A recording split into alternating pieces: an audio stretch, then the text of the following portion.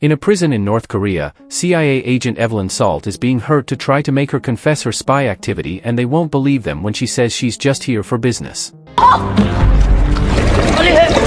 Sometime later, her fellow agent Ted comes to rescue her by accepting to do a prisoner exchange. Salt is confused by this because the rules say one life isn't worth saving if it will ruin the cover of hundreds, and Ted agrees it's true, but the CIA was forced into doing this by Salt's friend Mike.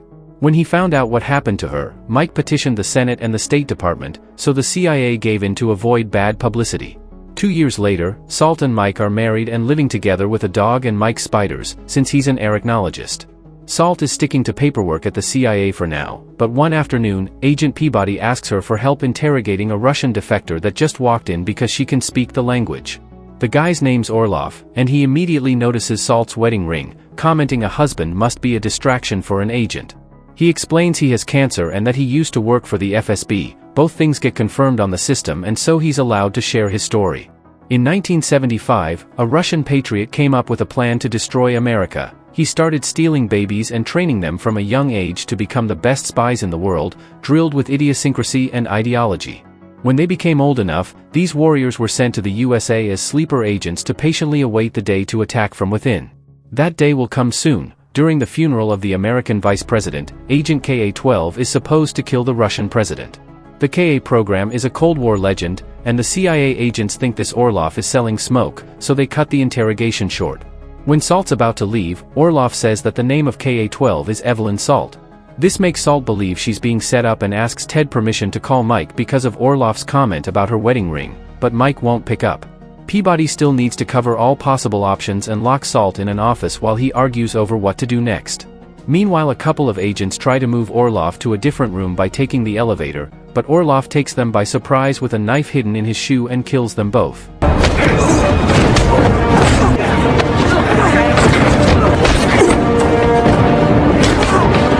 Orlov escapes the building, and the CIA is so distracted with starting a tracking plan that it's easy for Salt to leave the office saying she has to pee.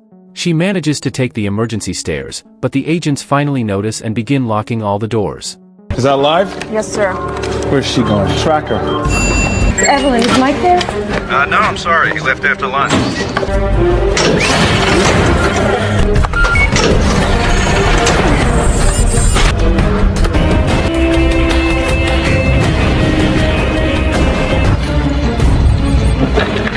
All right. North hallway. Salt grabs a fire extinguisher to blur out all the security cameras, and Ted calls her directly to her phone to point out this makes her look guilty, but Salt doesn't care. Her priority is finding her husband. She makes it to the closet with the cleaning supplies and mixes them inside a table leg, thus when the tactical team comes after her, she makes this makeshift bomb explode on their faces.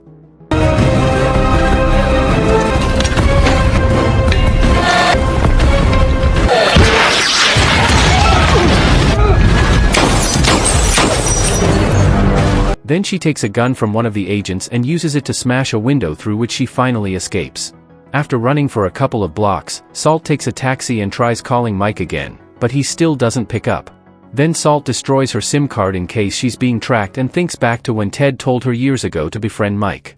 Since he was an important scientist with unrestricted access to the borders of North Korea, he could be the perfect cover to get her inside. When Salt returns to her apartment, Mike is nowhere to be seen, and there's evidence of him having been kidnapped.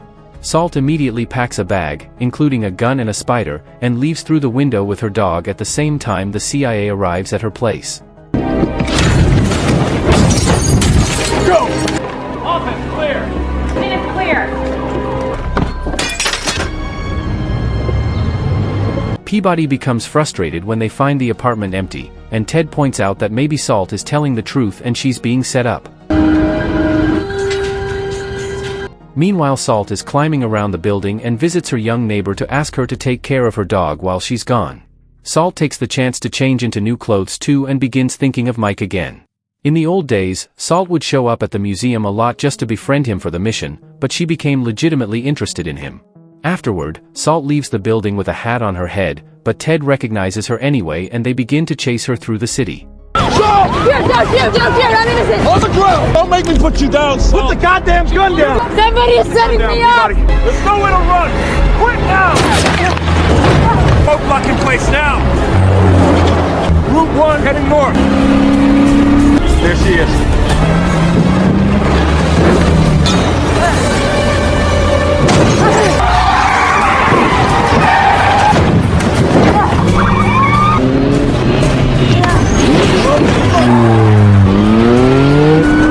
Okay, take it down.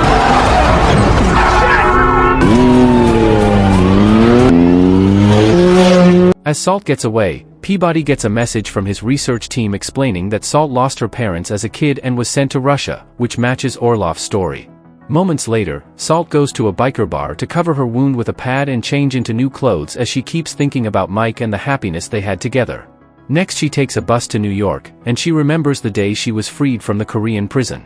She confessed to Mike that she was actually CIA and their thing couldn't be, but Mike didn't care and asked her to be his anyway. When Salt arrives in New York, she stays at a luxury hotel under a fake name and steals a coat from a hanger. In her room, she takes off her contacts and her fake teeth, revealing the truth. She is indeed a Russian sleeper agent, and Orlov showing up had been part of the plan to let her know her next objective. Salt has brought a huge amount of weapons with her, and she takes the venom from the spider to poison her bullets. She also uses a computer to download the maps of the subway system tunnels to start planning the assassination of the Russian president. While she dyes her hair black, she remembers the day she was accepted into the CIA and how easily she convinced everyone that she wanted to protect the USA. The next day, the streets are crowded with all the people that came to say goodbye to the vice president, and the CIA is there on the lookout for Salt, so she takes the subway. The station that should stop at the church is closed because of the funeral, but Salt's prepared. She releases a smoke bomb in the wagon, and while everyone is distracted, she jumps out of the subway, using the map she downloaded to find her way through the tunnels. This allows her to enter the church undetected, and she begins fighting every guard she comes across to make her way to the room that is exactly under the church podium, where the Russian president is currently giving a speech.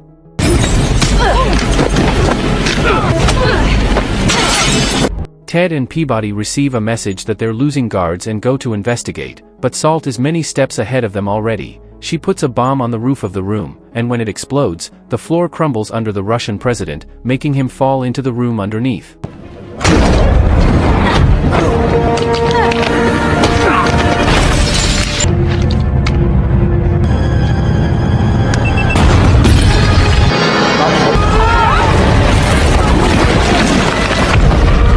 Salt wastes no time and shoots him with the poison bullet. The noise she makes allows Peabody to find her.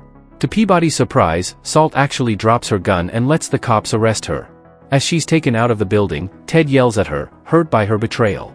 The Russian president is declared dead on his way to the hospital, and while Salt is taken away in the police car, she remembers her childhood in the training facility. When she was still a kid, she was given full plastic surgery to change her face plus the new name Evelyn Salt with an American backstory.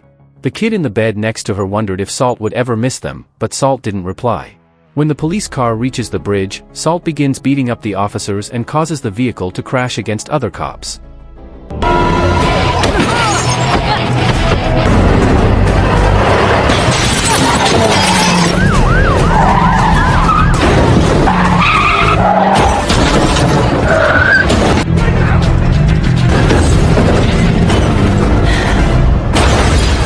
After hitting as many police cars as possible, Salt guides her car off the bridge and manages to land safely thanks to the airbags.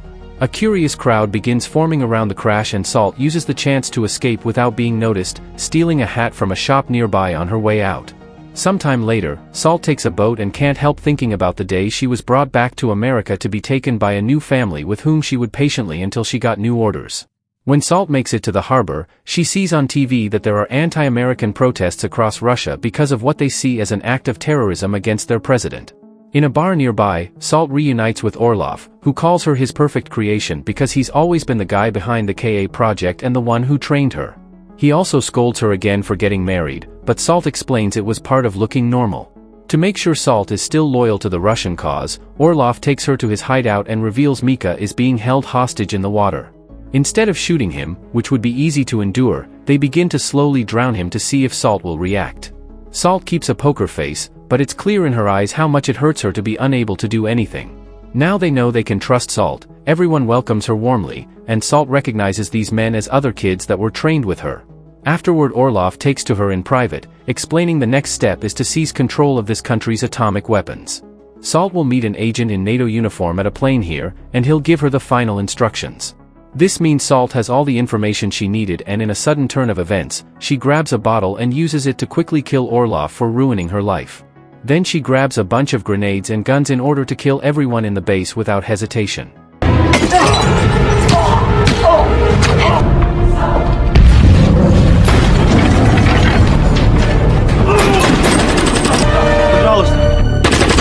Unfortunately, her revenge doesn't taste sweet because when she checks on Mike, he's obviously dead.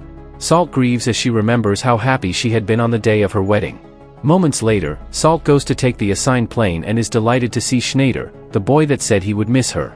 He's become a powerful colonel and he'll be taking Salt as his attaché to the White House, where they have to kill the American president. Schneider also points out there must be other sleeper agents inside already. A few hours later, they arrive in Washington and Salt puts on a man custom to match the fake ID that Schneider got him. They go through White House security with no issues, and they notice the CIA is attending the meeting with the president as well. As part of the plan, Schneider suddenly begins pretending he's going crazy and pushes Salt away before shooting at everyone in his path. The guards take the president away right before Schneider activates an explosive, and Ted tells his coworkers he thinks Salt may be around.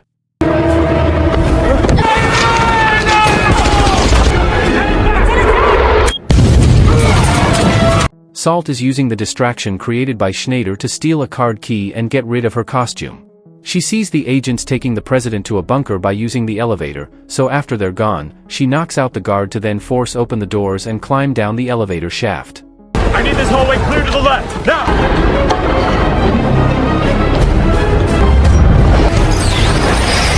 The president and the agents make it to the bunker, thus Salt rushes to sneak inside the corridor right before the doors close, knocking out any guard she finds in the way.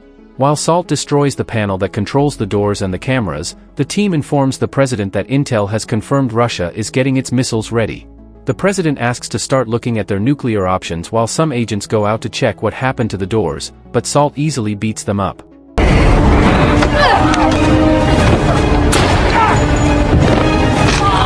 Juliet. X-ray. Sierra. 7 Alpha. Anderson Alpha, what's your location? That's her. That's Evelyn Salt. The president gets in contact with some army leaders to get the authorization code for their nuclear weapons. The White House security team discovers Salt is approaching them and Ted asks for a weapon, but the guard refuses because of protocol related to the president's presence. Ted suddenly shows his true colors and takes the weapons from the guard by force to then kill everyone in the room. And dead is dead. Sit down. Ted reveals he's also a Russian sleeper agent and asks the president to collaborate. When the president refuses, Ted kills him too. When Salt finally makes it inside, she finds the final door locked and must talk to Ted through the intercoms. Ted explains he never told her the truth because making friends is dangerous, and she didn't recognize him because he was in a class ahead of hers. A new security team is already outside trying to bring down the door while Salt pays attention to what Ted is doing, learning that he'll launch nuclear missiles into the Middle East to incite those countries to attack the USA. Salt tells Ted she wants to help him and be with him, but when Ted is about to open the door, he sees something shocking on the news. The Russian president is just fine and his death had been attributed to temporary paralysis, which had been Salt's plan with the spider poison all along. Ted realizes Salt stopped being loyal to Russia when she fell in love with Mike, and to get her back, he starts explaining he was the one that had to convince Orlov to use Salt as the agent for the assassination. Orlov hadn't wanted to at first because he knew she wouldn't come out of it alive and he was fond of her.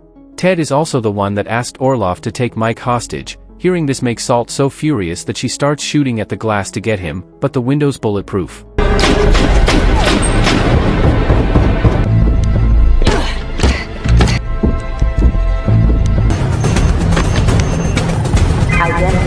While Ted uses the president's hand to authorize the missiles, Salt changes tactics and shoots at the wall to reveal the system that keeps the locks up. By destroying it, she finally gains access to the office and begins fighting Ted hand to hand.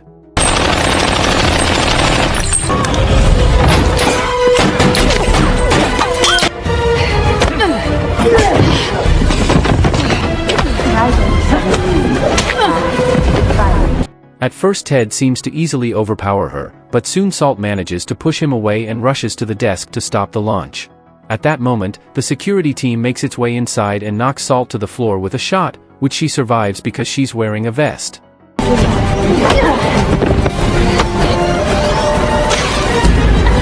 Salt gets arrested, but since the security cameras were off, Ted is still seen as CIA and innocent. Peabody arrives to inspect the scene and hears about what happened with Orloff and his gang, which makes him confused about Salt's intentions. As the guards begin escorting Salt out, she notices Ted taking a pair of scissors from the doctor tending his wounds, so she doesn't hesitate to act first. The chains of her handcuffs are thrown against Ted's neck and Salt jumps over the railing, quickly killing him.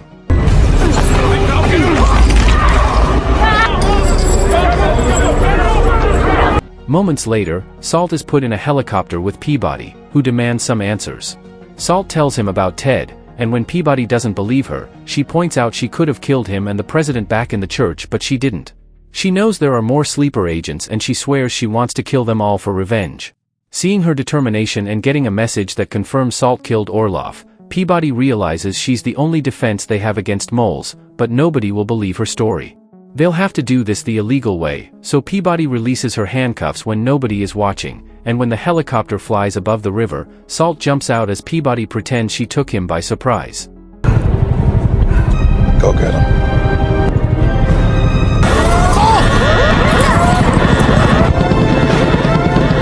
Peabody also asks the helicopter to look around, but Salt is already swimming out of the river and running through the forest. Sometime later, the media reports that the new president of the USA has traveled to Russia for a peacekeeping visit.